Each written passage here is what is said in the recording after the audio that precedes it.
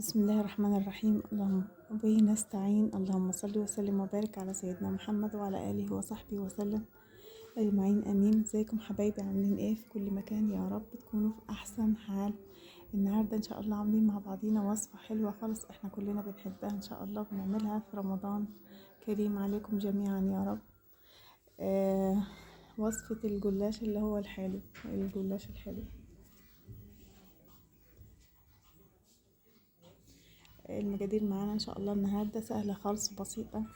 انا زبده حوالي كوبايه زبده سايحه، او تعمليها بسمنه زي ما انت عايزه، اي ماده دهنيه زي ما تحبي، بس انا عاملاها النهارده بزبده وحاطه لها معلقه سمنه بلدي. ومعانا زبيب الحشوه وجوز هند، ممكن تحطي لها سوداني اضافه يعني، برضو الحشوه اللي عندك. وصينيه انا عطيه لها مسحه من الزبده على السمنه البلدي. ومعانا لفتين جلاش اهم فرداهم انا زي ما انتم شايفين. فاحنا هنعمل ايه بقى؟ كل طبقة من الجلاش دي هنرصها في الصينية بتاعتنا، وعليها كل 2 جلاشة، يعني كل هنفرد 2 طبقتين جلاش مع بعضينا، وهنديها مسحة من السمنة دي البلدي على الزبدة لحد ما نوصل للنص كده، نصف الصينية، وبعد كده هنحط الحشوة فيها.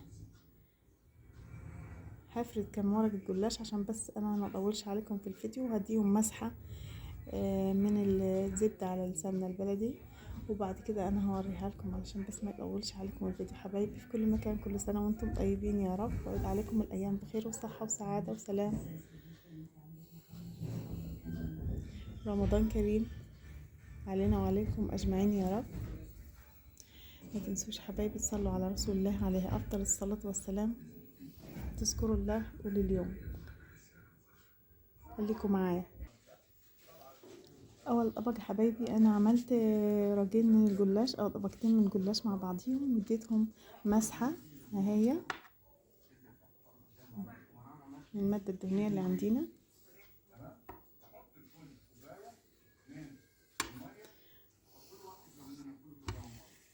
انا هعمل كده، انا هعمل كل الطبقات لحد ما تخلص اللفه الاولانيه بتاعه الجلاش، وبعد كده هوصل للحشوه.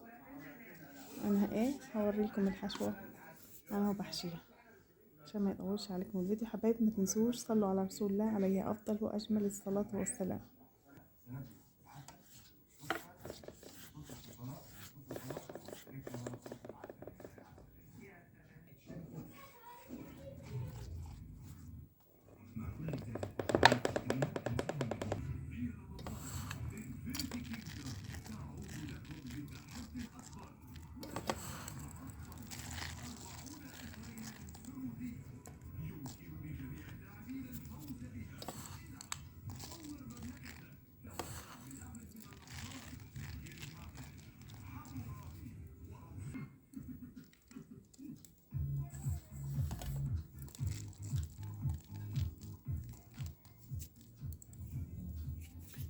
كده بعد الرج الاول او لفة الجلاش الاولانية ودهناها بالسمنة مع البلد مع الزبدة، حطينا لما خلصت ورصيناها في الصينية زي ما احنا شايفين.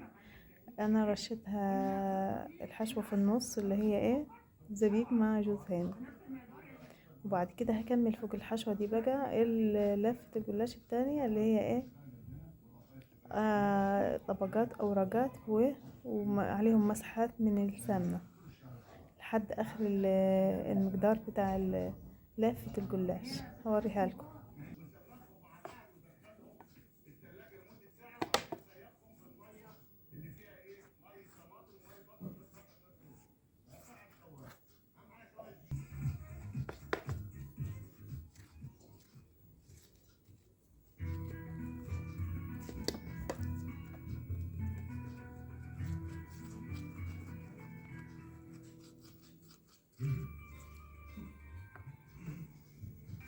ودهنا كده اخر راج او اخر وجه الوجه الاخير خالص من فوق بتاع صينية الجلاش فلفل حلو. واحنا هنعمل ايه، حتت الحروف اللي في الجناب هندخلها كده من جوه علشان ايه لما تستوي في الفرن ما تبقاش ناشفه او مقرمشه. الاربع جوانب هندخلها كده كويس من جوه في الصينيه.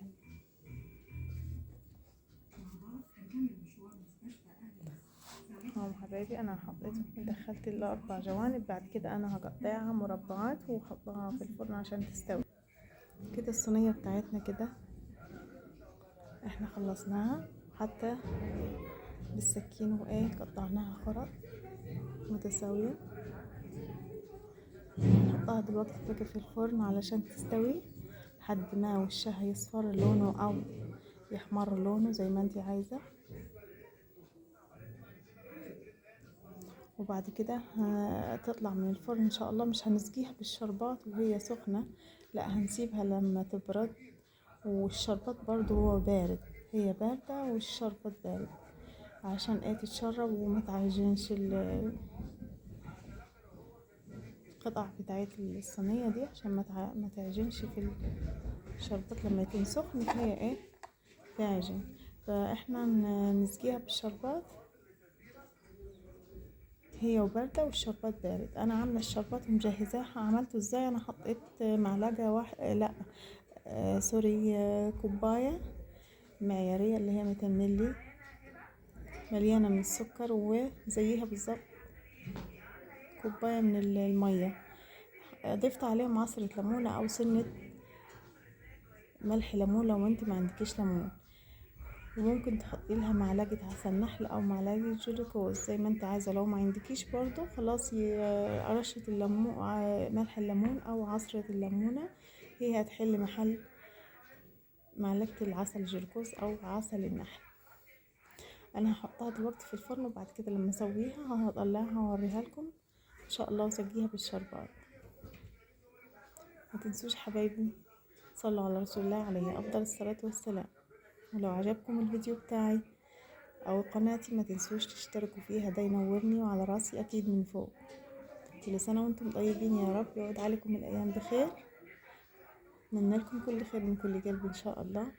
هنشوف صينيتنا التحفة دي ان شاء الله بعد ما تسوي وانا هوريها لكم. اهي حبايبي صينية الجلاش اللي احنا عملناها مع بعض طلعت من الفرن ما شاء الله عليها تحفة، ريحتها وشكلها شايفين اهي مورقة ازاي، مورقة خالص.